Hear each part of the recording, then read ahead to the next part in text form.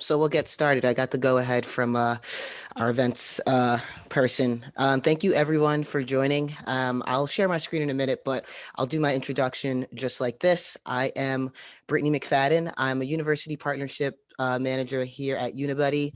I know that we might have people from all around the world potentially on the call, but I work mostly in the Northeast and with our partners in the States. But I would say most of the stuff that we're going to go over today, obviously Unibuddy is a global company.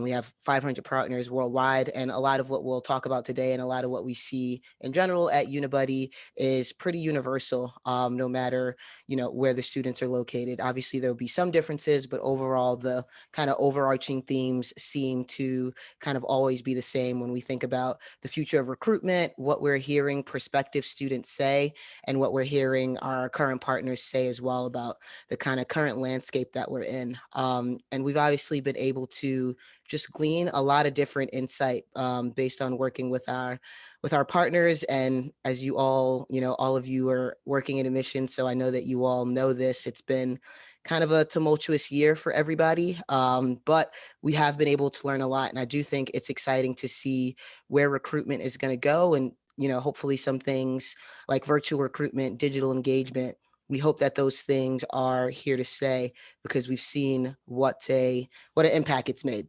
So again, Brittany McFadden, really excited to talk to you all today and kind of share some of the insights that we've learned. Just really quick, kind of the plan for today. I'll talk a little bit about the digital journey when it comes to college admissions and enrollment, and then a little bit about our conversational insights. Like I said, we work with 500 partners across the globe, and through this, we were able to see this past year and the year prior some top highlights of what we saw students' concerns be about, the types of questions that they need answers to, and the type of reassurance that they were looking for throughout their kind of college journey. So I'm excited to kind of dig into that with you all a little bit today.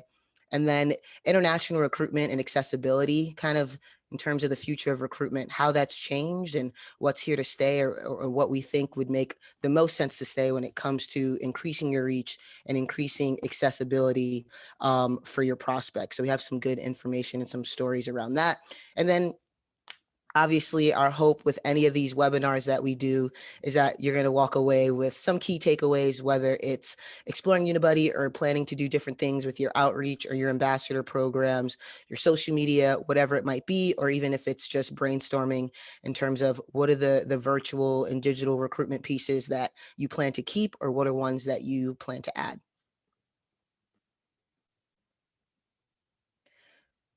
So just to get kind of set the context for what we talk about when we talk about this generation, a digital generation, we already know, and someone said the other day, like, is 82% accurate? I really feel like it's probably more than that. I'm surprised it's not in the 90s, but we'll go with 82%. So 82% of this kind of digital generation is spending time on their smartphone. About 60% of them, even more time on social media, whether that's Instagram or Twitter. And then 62% of them spending a lot of time on messaging services. So again, that could be WhatsApp, that can be Discord groups, whatever it might be. But we know essentially that being on their phone, interacting digitally online is something that is super native to these students. And we want to make sure that we're kind of meeting them where we are. And when we think about our recruitment should exist in those similar ways through messaging, through social media, and through smartphones, laptops, digital pieces. So when we think about the kind of three big things that really help, reach your prospect pool, your applicant pool, and also reassure them to choose whether your university is right for them, we understand that this is a huge choice. When you think of a traditional age college student at 18, I don't know about you all, but I was kind of in a lot of ways flying blind when I was deciding where to go to school. And I picked the school where I had the best, weekend visit, but where I connected with the students the most and the faculty and the staff. But we know that all of these pieces are critical to your prospects when they're deciding where they should attend college. And we know that, again, going back to that social media piece, that is where they're searching for you all. They're probably looking at your social media. They're definitely looking at your website, and they definitely want to feel like they're not being kind of sold the picture perfect version of your university, but that they're getting authentic and personalized communication for you all. So hooking them up with alumni or with a current student, or just sending them, messages in a way that isn't just email and kind of a standard email template that you send to all prospects. They want you to build their confidence by viewing them as an individual and personalizing that communication. And they also want to have a sense of belonging. This has been a tough time because a lot of that sense of belonging has had to happen digitally and not in person. And that's certainly been a challenge. And we'll talk a little bit about how you can kind of address that with your virtual events or hybrid events as we move into the future and we look forward. But we know having them interact with your current students is a critical way to do that, whether you're in person or you're not in person. And the problem, as we see it in Unibuddy when we're kind of in these conversation is kind of twofold, right? Colleges, you want the best students. You want the students who are the best fit for your university. I always say, at least here in the States, retention is a huge thing. So we don't want a student who comes to your college for year one and they don't retain and persist and they end up transferring out. We want students who are going to have a great 4-year, 6-year experience at your university. So we want to make sure that the students are making an informed choice, but you're also making an informed selection. But obviously that competition is fierce. There's a ton of schools that are doing similar things that students also have the option to apply to and eventually attend. So the question is, how do you kind of set yourself out from the pack and stand out individually when students have all of these different choices that they can eventually make? And students want to choose the best college for them. This is the other piece, right? But they need that reassurance. So just like you are competing with all of these colleges, students and their families are also competing with the overwhelming choice of the different options that they might have. Here in the States, we have 4,500 institutions that a student can choose from. So you have to understand, going from that and whittling that list down to, their top 3 or 5 schools is not an easy choice. But the schools that, will fare well in that are the schools that are making a really concentrated effort to meet the students where they are and try to be authentic and personalized in all of their messaging and outreach. So I want to go into the conversational insights piece with Unibuddy, and I know that we'll talk a little bit about Unibuddy in the end, but the reason that we're able to get all of this is because the foundation of what we do, connecting students to their peers, allows us a lot of insight into the content of those conversations. So instead of them being lost in an email inbox or maybe in like private messaging groups or Facebook groups, we're able to kind of glean insights from all of our different partners, from all of these different conversations, and pull out thematically, what do students care about? What do students care about in the beginning of the process? What do they care about once they've been accepted? So we'll dig into kind of what we've seen from that conversational insights. And I think when we talk about the future of recruitment, this is something that I think is super important to continue to stay, is having an option for students to have these conversations online and virtually so that you all can capture that. It's great when a student comes to campus, but a lot of that, those conversations, they happen live. You don't really capture it. There's really not much you can do with it. Whereas when these conversations happen in a digital platform, you're really able to kind of use that data and power your outreach based on what you know that your students are asking about and talking about. So what can our kind of raw data tell us? And we're pulling out kind of just really quick, kind of these big keywords that we've seen based on everything that we've captured. And help, right? That's an easy one, whether it's help with applications, help with making a decision, help with connecting to a faculty member. We know that when your prospects or even your admitted students are reaching out, they're looking for support. We talked about that reassurance piece. They're looking for support, they're looking for reassurance, and they're looking for someone who's going to help and assist them. Even from a customer service standpoint, it's really tough when a student has a question and you as a staff member at a university has to, reroute the student 3, 4 times to get them in contact with the right person. You can imagine that that might not leave the best taste in that student's mouth, and that might not be the best experience. So making sure that we're able to quickly and easily get these students the answers that they need to their different questions and make them feel like they are being supported and that the help at your university is there and your help to kind of help them make that ultimate big decision. The other one is safe. this goes without saying. We're coming off, a national pandemic, and although things are brighter and looking better, there were tons of reasons between 2020 and even now that was a major concern for students. And that word right there isn't surprising, but it's not a bad thing to see that, right? Students asking these very proactive questions. Is it going to be safe to travel if they're an international student? Is it going to be safe to come back on campus? All of those things. What are the protocols that are going to be in place if I did, potentially want to do a hybrid course and actually be on campus part-time? That doesn't surprise us that that's there. But again, when you think about gleaning information and using the data that you're getting from these conversations, understanding that we need to be proactive and we need to tell students, hey, it is safe on campus. These are the different things that we have in place. These are how we're going to communicate these different things to you to help them get that reassurance. I think this past year has taught us that more than anything, that reassurance when it comes to health and safety, super critical when we think about interacting with our prospective students and keeping them in the loop as it relates to communication. And the last piece, diversity. Students, and I think when we talk about that digital generation, they want to go somewhere where they feel they're going to be included, where they feel like there's going to be a sense of belonging. And obviously, this kind of diversity can mean a ton of things, right?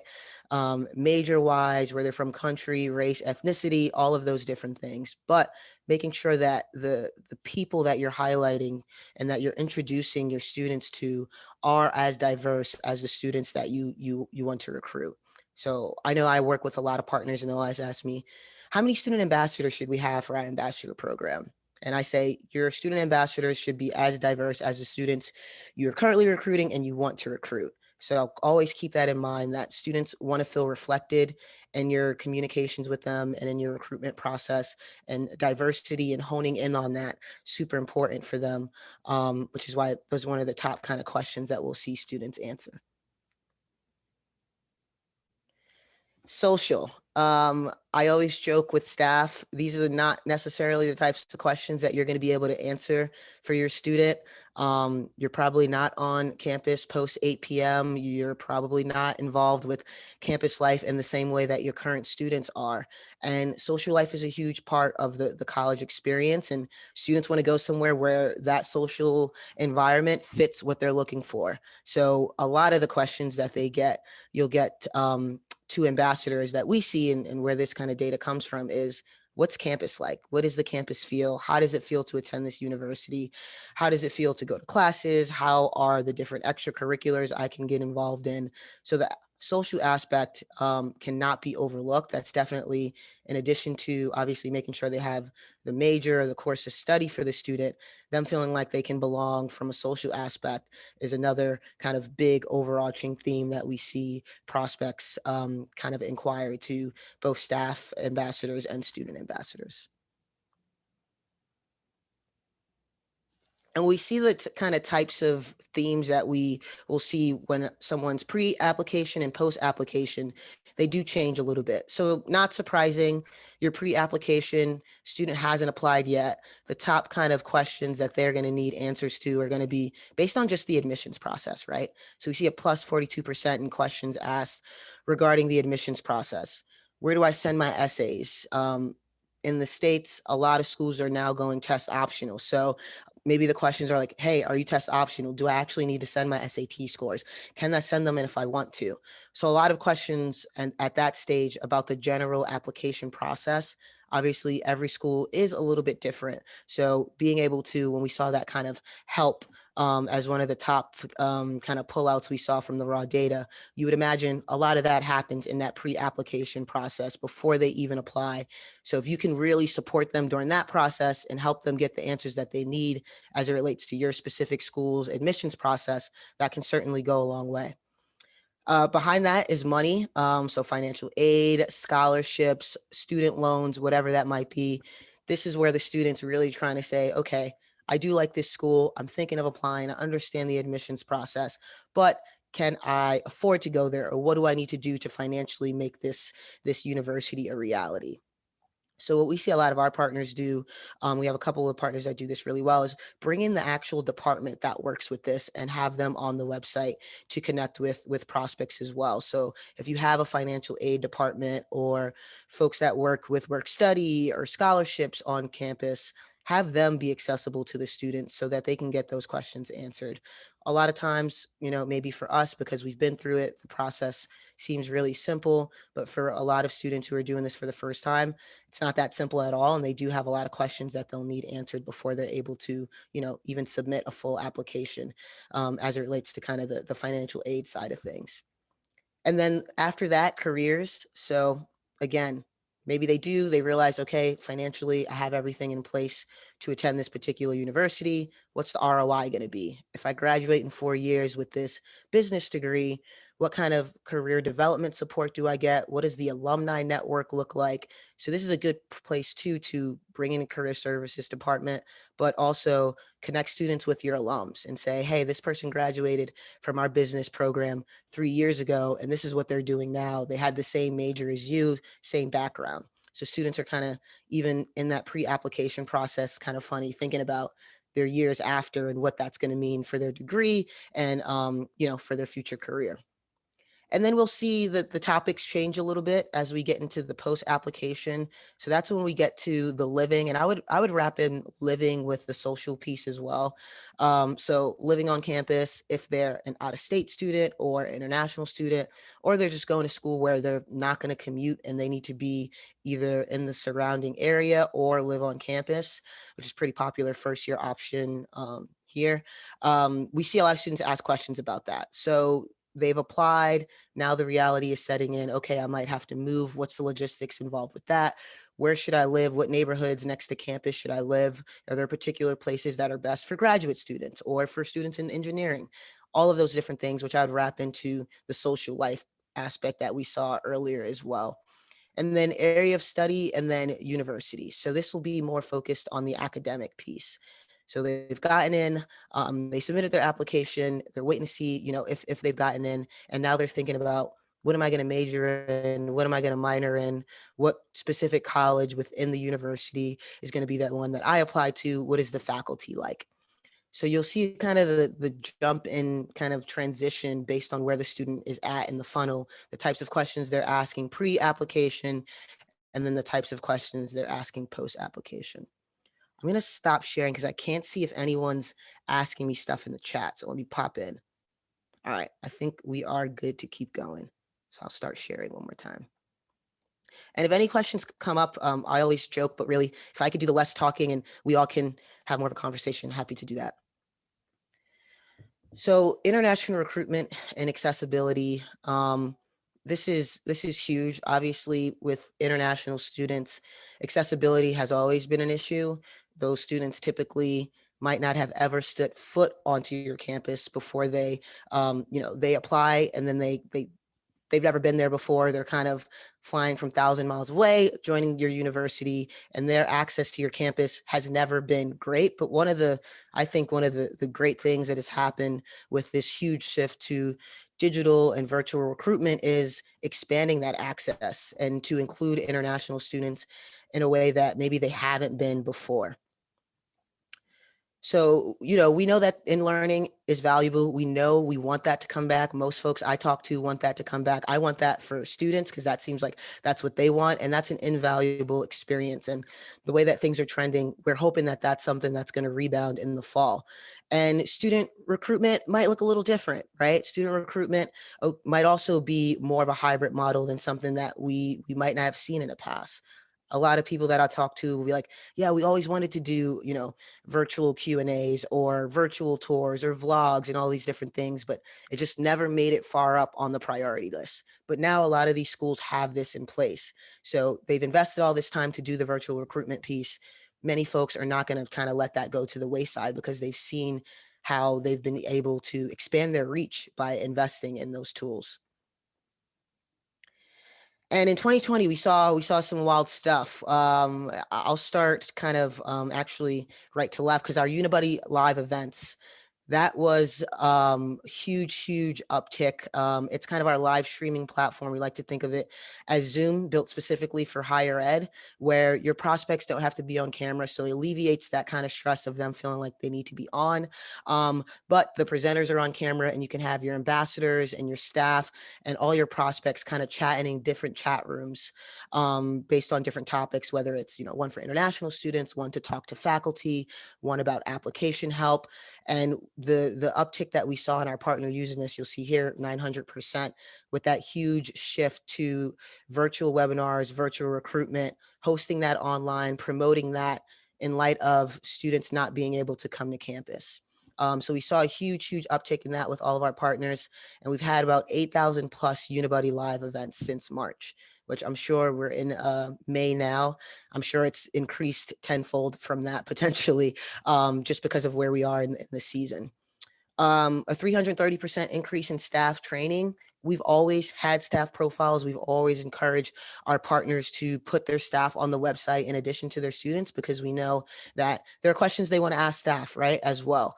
So that increase in staff training is kind of directly correlated to more institutions recognizing the need of putting their staff in different departments on the university website to make it easy for them to connect with both prospective and admitted students. So tons of staff training has gone on since 2020.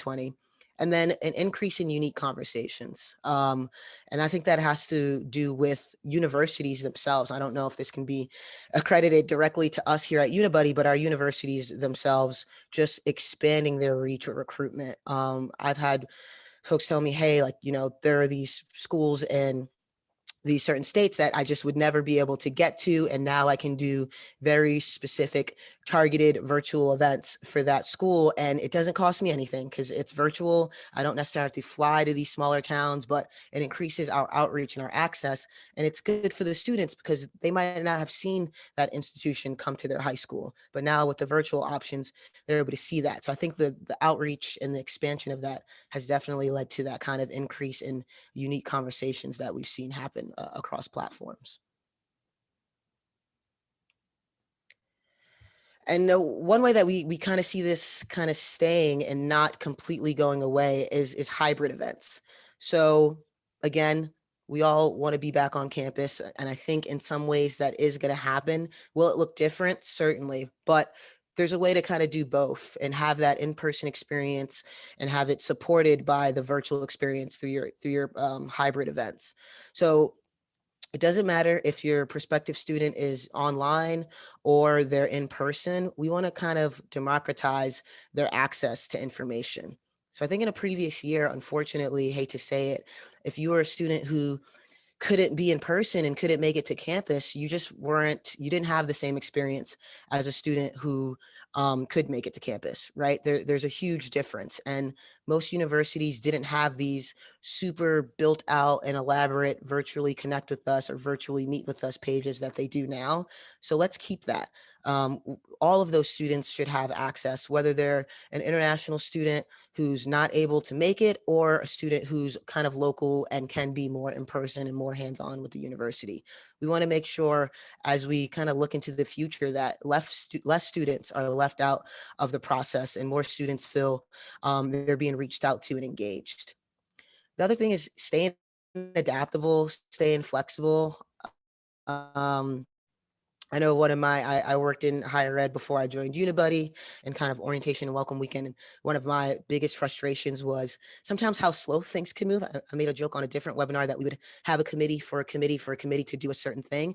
And I was incredibly impressed this past year and on about how flexible and innovative higher education as an industry has been. And we want to keep that. I think when things were shifting to virtual and when the pandemic first happened, a lot of people were caught kind of flat-footed and they didn't have a lot of these things already in place. And I think now we know that it's important to have multiple options and contingency plans and be more nimble.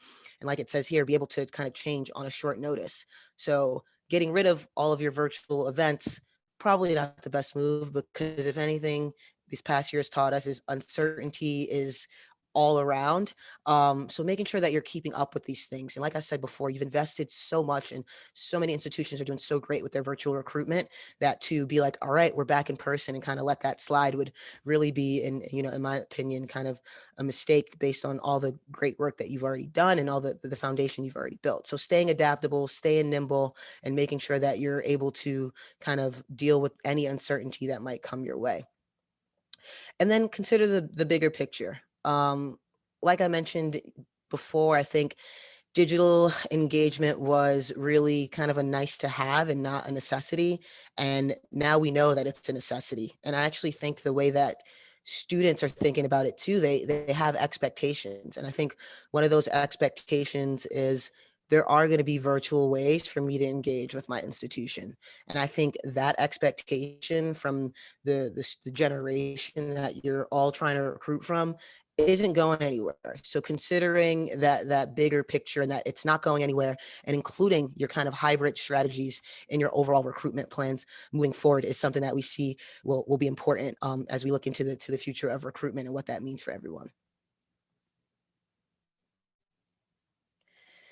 So I show that 900%. We've obviously supported tons of partners, mostly our customer success team, throughout their virtual events troubleshooting. Again, this wasn't a thing that most schools were doing as intensely as there are now. It wasn't something that even student ambassadors might have been comfortable with, or even staff. So we've learned a little. We've probably learned trial by fire, like a lot of you here on today's webinar. But kind of some of our top tips and takeaways from what we've seen from supporting our partners is the first one, making sure you're keeping events small and targeted. I think we talked about that kind of personalization piece in the beginning, and I think that goes to it. I'm an extreme extrovert, so I like large, big crowds. But I think when you're trying to create a more intimate and personal experience from your prospects, whether it's for a particular major, or maybe it's for all of your students who are from particular region, you want to make sure that you're making it small and intimate and building those small communities.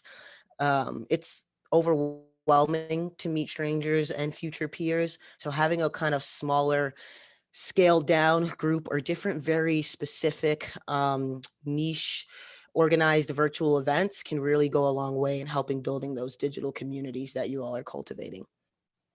The other thing is include your entire institution. I am sure you all have heard this. I've heard this. Recruitment is everyone's job on campus, from the faculty to the different staff, your ambassadors. Some would say even your alums, so the folks that aren't even on campus but are, have your school as where they attended. They're wearing that legacy, so they're a part of this as well. So when you think about an in-person event, you of course maybe have a student sit in on a class, or you'd have a student be able to interact with different departments on campus. With a virtual event, we want it to be the exact same way. So continue to involve your faculty. If athletics is a big thing on your campus, figure out ways to do that, but treating it the same way as an in-person event. Students want to feel part of the larger community. So one way of doing that is making sure that you have representation across the entire institution. And the last piece is, obviously there's always going to be concerns. So just anticipate that there are going to be things that come up that might shift things. We had a partner that was supposed to do last year a huge in-person admitted open house, hundreds of students, and that immediately had to be shifted to being online within about a week or two, right? And we kind of met the challenge. We knew that that was going to be something that we were going to have to overcome, and we were able to do that. So being able to understand that things are going to happen, concerns are going to happen. I think we're all a lot more comfortable with Zoom and tech mishaps, because it's just par for the course. But making sure that just because we might have solved this one part of what we think has been a tumultuous year, there's still so many other moving pieces that we kind of need to anticipate as we build out our virtual events, and things that we need to keep in the back of our mind. So one of the biggest things, and we talked about the accessibility, and this is kind of an amazing stat that we got from UCAS from this year. Actually, the 18-year-olds from the most disadvantaged backgrounds across the UK have been accepted into university, and that's up 8%. And I'm sure we have something similar for, other regions. And I really hope we have one from the States, because I would be curious. But I know anecdotally what I'm hearing from partners is they are able to reach way more students, and they're able to introduce students from places where they would not have traveled, and that was not a priority as it relates to their admission cycle. So virtual events and this peer-to-peer piece really will help you expand that reach into underrepresented students. And to that piece that we talked about earlier, democratize that information. If a student who can never make it to your campus and the only way they interact with you is online, and there's a student who can go to your campus, spend a week there, get to know it, we want them to have as close as possible the same experience and the same opportunity to get to know your university. And one of the biggest things is students were able to attend these events without worrying about costs. So as long as a student had a smartphone or a laptop and some access for some Wi-Fi, whether that was their own or somewhere public, they were able to attend, and they didn't have to necessarily worry about any of the costs that might have been associated with it that would have, unfortunately removed them from being able to attend. So I think the accessibility piece is wide reaching, and I think out of everything with the future recruitment, it's one of the pieces that I'm most excited to see, is this kind of expansion of access and institutions really, really investing in that to kind of increase their applicant pool to include students who in normal years they might not have had. So some international recruitment musts. What a year it's been for folks who are working in international recruitment, but also for the international students themselves. I know, even now, different countries and, access to getting visas and different paperwork is still very, very challenging for students.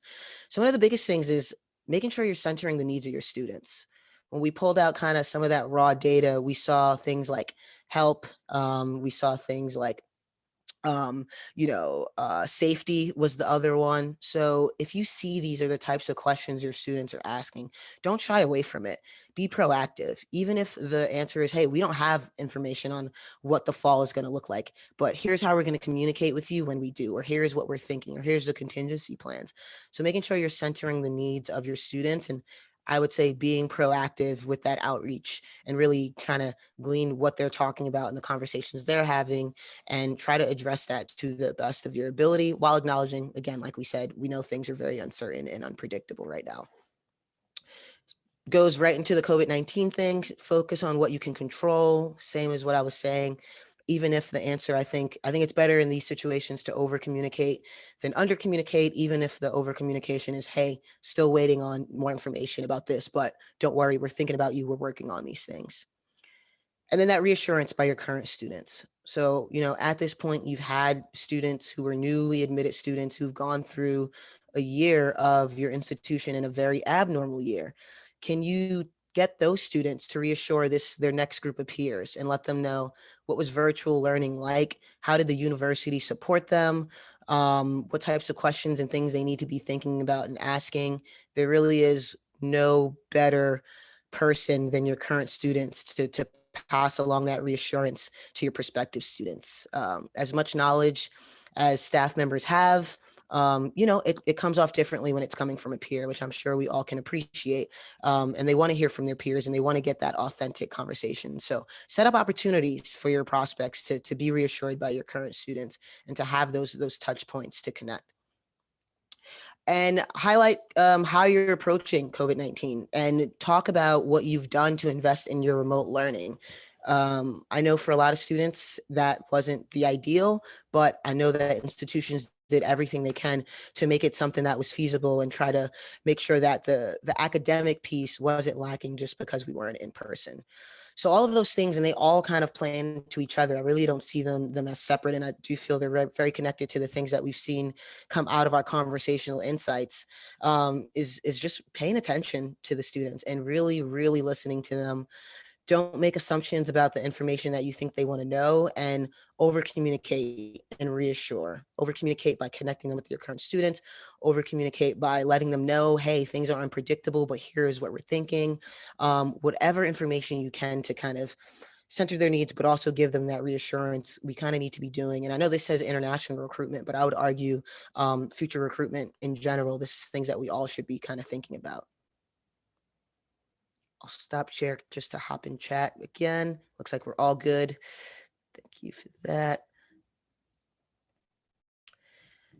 So how do we kind of do all this? And I know I've alluded a little bit to kind of Unibuddy and, what we do here with our partners across the globe. And one of the biggest kind of questions we're asking when we're talking to international students specifically is, how do you attract these students? How do you give them that sense of belonging, that reassurance, that confidence? And then how do we recruit them in this kind of hyper digital world that we're in and that we don't really anticipate completely going away?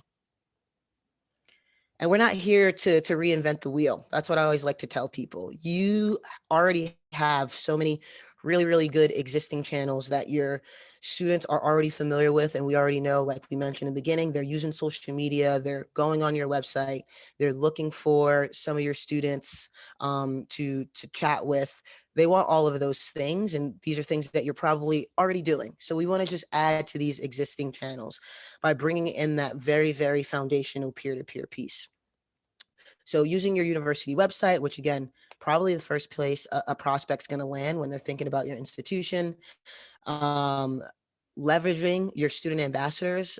They might be called tour guides. They might just be students that work in your office. I think we all know these students when we're thinking about ambassadors. It's the ones that are, not that they're having 100% the best time and they're not going to be truthful about the experience, but they overall are having a great experience and they're really, really excited to share that with their peers. Those are the students that we want to capture as it relates to student ambassadors and the students that we would want to highlight and connect with your prospects. And then mobile, that 83% stat, again, I think it's 90% probably time spent on the phone, but we want to meet the students where they are. And we know that on the phone is one of those places. I think traditionally a lot of communication has been print, which still kind of blows my mind, even being a millennial, that that's so heavily used. And the other one is email. And what we found is when conversations happen more informally via chat, via kind of a mobile app, via SMS texting, it makes it significantly less formal and a lot more authentic. And it's been really good to see a student who was, pre-application chatting with an ambassador, talking to that same ambassador once they get admitted and saying, hey, thank you so much for helping me, for answering my questions. I've actually just got accepted and I'm looking forward to, joining you on campus. So we do get to see that. And that's kind of some of the stories that warm our heart. But we know you're already doing this for the most part. It's how do we leverage this and how do we bring in that peer-to-peer piece, which we know really, really will help as it relates to kind of reassuring and recruiting your students. So Unibuddy chat, that is kind of our bedrock, is highlighting your ambassadors, creating these really fun, engaging student profiles where they get to tell a little bit about themselves. One of the reasons that I really like this is you don't get to pick for your prospect. Me as a prospective student, I get a sense of agency for who I want to talk to. Maybe I want to talk to someone who's also from Brooklyn like me. Maybe I want to talk to someone who's planning to major in nursing. Allowing the students kind of a sense of autonomy and some independence on who they can select goes a long way. Obviously, the ambassadors are a self-select pool, so they know that, but they know that they at least get a sense of agency in saying, okay, it's Richard that I want to talk to specifically. And this happens with one line of code on your website. So it's not a heavy lift at all. I know when vendors say that, people kind of roll their eyes, but it's really true.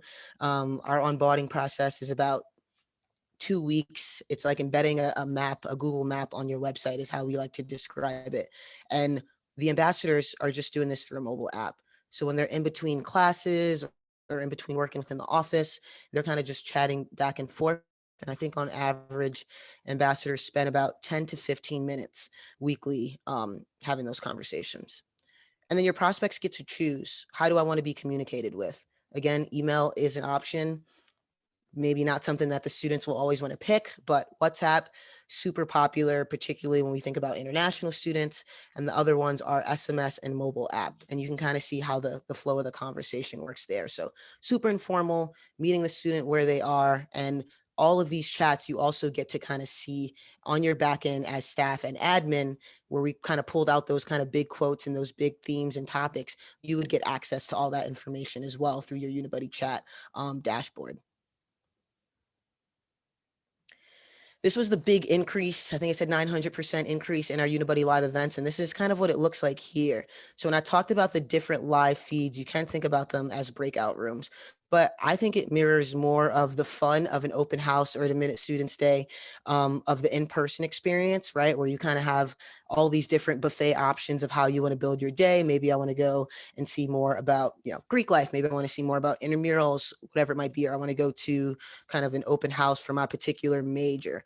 So creating these different breakout rooms or live feeds or group chats really for your prospective or admitted students, and breaking that up and adding your ambassadors and adding your staff while still having the capability of your staff or your ambassadors presenting, but taking a lot of that kind of nervousness and maybe just worry away from your prospects and them not necessarily needing to be on camera because they're in Zoom all the time. I know I'm on Zoom all the time. I've gotten used to it. It's my normal, but Zoom fatigue is a real thing. So if we can do something to alleviate that for your prospective students, Unibuddy Live is a way that our partners have been able to do that.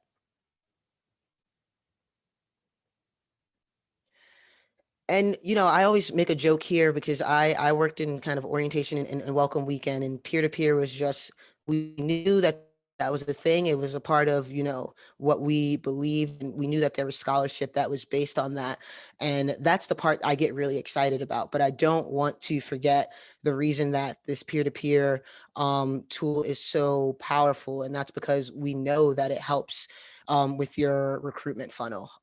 We know having those shared experiences, putting your ambassadors online to talk with your students, putting your staff on there, doing user generated content leads to more applications. So when you think at top of the funnel, higher conversion rates, and then increased yield rates. St. John's 16% versus students who didn't use Unibuddy. So we really are seeing that, a high percentage of your admitted students who have that opportunity to talk to a peer are significantly more likely to convert. And when we think about, we're entering the spring and summer melt is about to happen, and we want to keep students engaged throughout the summer months so that in the fall, they're actually, fully enrolled and ready to go. This is another thing that you can do. How do we continue to keep students nurtured? How do we continue to keep them connected and feeling like they belong at the university and feeling like they can come to our staff for help, for support, if they have questions about safety? And how do we get in front of that as well, particularly when we think about the international students and all the changes and the kind of still uncertainty about what that's going to look like for students, depending on where in the world they're coming from. We know that this is going to be super critical in the upcoming months, but we do know the peer-to-peer piece, what we've seen with our partners, how big of a difference. It seems really, really simple, but it really kind of goes a long way when we think about that reassurance piece, which is a kind of critical point for the student in their journey. So we did a case study with UC Riverside and their international team. And they had a kind of student showcase working with them, 80 students from 35 different countries. So if you're thinking of increasing your international reach in specific countries, or there are countries that typically we do really well in, doesn't matter either way. If you're doubling down or reaching somewhere new, having that peer-to-peer piece and global student ambassadors or international student ambassadors is a great way to capture and kind of increase your access to students in all these different countries, and increased engagement as well. Almost 7,000 messages between 250 prospects in just two months is wild, but it's awesome to see. That means that they really felt like there was a person at UC Riverside that they could talk to and connect with. And what we see is students will go back to that same ambassador and say, "Hey, Brittany, thank you for answering the questions. I actually have questions about this now, or I have questions about this. Who should I talk to as it relates to staff or faculty?" And increased conversions. 46% of those new prospects went on to apply after speaking with a current student. So that little nudge right there could be the piece that gets the student from, okay, I am thinking of applying, to, all right, I had this awesome conversation with someone who's actually on campus, maybe from the same country as me, or maybe also be studying engineering like me. And I feel more confident submitting this application based on that conversation. And all that's happening digital. That is not even something that's happening in person, but you can make it personalized and authentic enough where the student still feels like they made a genuine connection. So what does this all kind of teach us? And I know when I was given kind of the layout of today, I'm checking on time here. I wanted you to have some takeaways. Again, whether it's through something like Unibuddy or something else that you're trying to do with your future recruitment and your brainstorming, we definitely want you to walk away with things that you can think about and brainstorm with your team. And of course, if there are any questions, we're happy to talk on the Unibuddy side about peer-to-peer in general, ambassador programs in general as well. The biggest thing, data and insights aren't just nice to look at. And I know there can be data fatigue, that's a thing, or so much data, it's overwhelming. Luckily, with the kind of Unibuddy dashboard, we're able to segment that. And we actually, through our artificial intelligence, kind of segment that for our partners automatically. But if you don't have that, really take a look at your data, see what your students are asking, pull quotes out, see if you can see different themes, and use that to tailor your outreach and your marketing and your social media. If you see students asking a lot of questions about hybrid learning, maybe you need to do something. Maybe you do a sample class on hybrid learning for a particular major with a faculty member. So not letting your data just sit there and take up space on your drive, but really using it, taking some time out of your day to dig into it and see how you can incorporate it into any content and marketing that you're doing. Virtual increases access. Digital virtual schools really making a concentrated effort to make this shift has been instrumental in reaching students you might not have reached. I know that we had that UCAS stat. And like I said, I hope we have some other ones that we can share with you all for other countries. But from what I'm hearing on calls and conversations, that's a thing that's happening. Students who were like, I can't make it to this campus. I'm interested in this school, but there's no way for me to really interact, are getting to have that.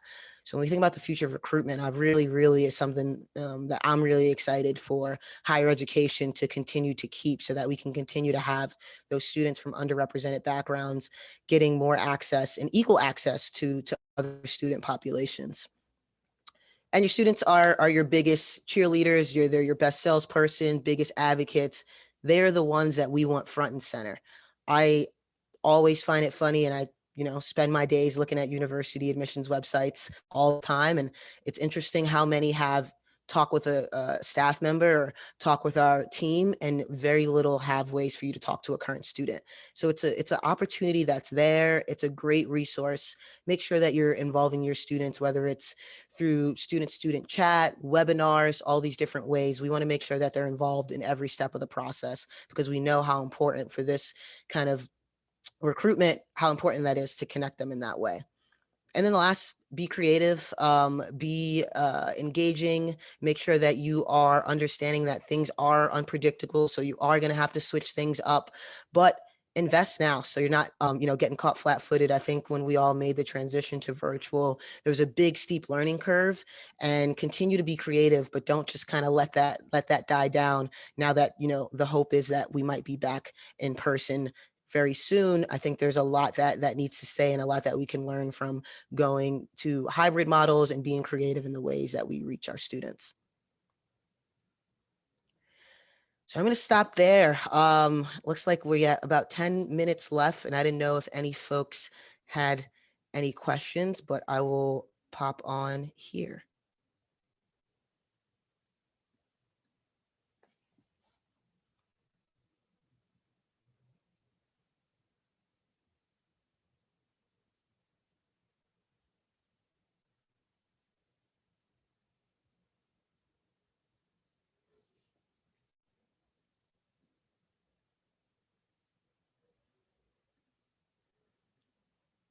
All right, so we just have the one, and then we can kind of wrap up. So one of the questions was about ambassador programs. How big should ambassador programs be?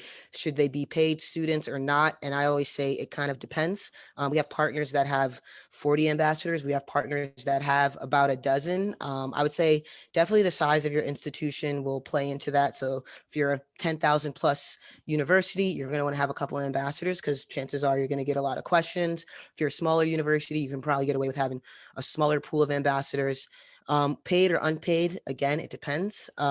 I know that there are graduate programs that do like kind of professional development stipends. There are folks that use their federal work study students, some that are on a volunteer basis. So usually what our customer success team does is kind of work with you with our ambassador handbooks and onboarding and training. And they can kind of offer some guidance and tips on how to build out ambassador programs, whether it's a smaller program at a smaller institution of maybe volunteer ambassadors or a larger program with paid ambassadors. So we do kind of help you with that. And we do have resources for our partners who are building ambassador programs or just reimagining their ambassador programs.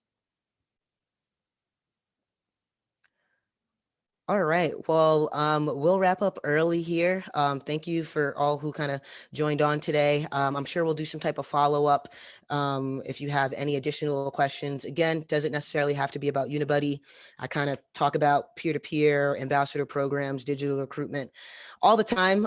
So I'm always happy to talk a little bit more about that with any folks who have any questions or looking for any ideas to be creative when they think about the future recruitment and what they're trying to do on their campus. So feel free to reach out if you have questions about any of those topics at all. All right, everyone. Thanks for joining today. We really appreciate it. And again, reach out if any questions come up, but glad you were able to join us and hopefully you walked away with a couple takeaways.